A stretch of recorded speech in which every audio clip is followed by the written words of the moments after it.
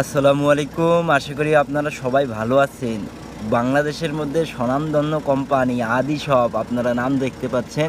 একে নিয়ে একটু বিস্তারিত আপনাকে বলবো আজকে আমাকে।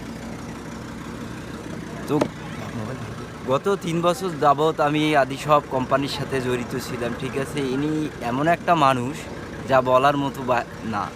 ইনি ধরেন দিনের পথের একটা লেবাস নিয়ে আপনার মাঝে থাকবে। এমনভাবে আপনাকে হিপনোটাইজ করবে ভাই। ওনার এমন কোনো এমপ্লয়ি নাই ওনার কাছে টাকা পাবে না। উনি এত পরিমাণে মানুষকে কষ্ট দিচ্ছে তা বলার বাইরে। আসলে বিজনেস করলেই শুধু হবে না, আপনাকে বিজনেসের আদার্স সাইডগুলাও মেনে চলতে হবে। যেমন একটা আমাদের ইসলামিক নিয়ম আছে যে কর্মচারীদের ঘাম শুকানোর আগেই তাকে টাকাটা দিতে হবে। ইনি তো এটা দেয়ই না, ২-৩ মাস হয়ে যায়, তারও বহুত কাহিনী।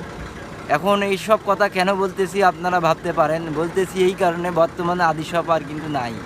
আদি শপ বাংলাদেশ থেকে ব্যান্ড, অর্থাৎ তারা হারিয়ে গেছে মার্কেট থেকে। এত কোটি টাকা ঋণের মধ্যে পড়ছে তা কল্পনার বাহিরে। কেন ঋণের মধ্যে পড়বে না?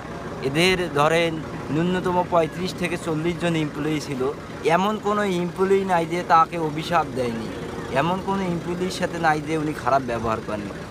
যখন একটি এমপ্লয়িকে উনি আসলে বের করে দিবে কোনো কারণে বা যাই করুক না কেন, তখন উনি এমপ্লয়িকে এমন একটা অপবাদ দিবে, হুদাই অপবাদ রে ভাই, মিথ্যে অপবাদ যা বলার বাইরে।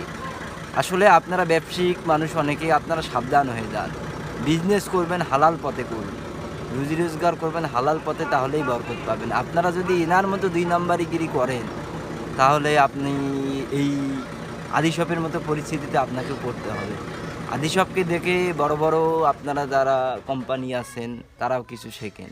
সো আর কিছু বলবো না আদি শপকে নিয়ে। ওনারা যেহেতু চলে গেছে, ওনারা ভালো থাক। তবে ২৫ থেকে ৩০ জন যে এমপ্লয়ির টাকাগুলো মেরে দিয়ে চলে গেল, তাদের অভিশাপ তো লাগবেই। উনি চাইলে এদেরকে একটু বলতেও পারতো, সে বলাটাও বলেনি। তো ঠিক আছে, ভালো থাকবেন, সুস্থ থাকবেন। আবার দেখা হবে কোনো একটা নতুন ভিডিওতে।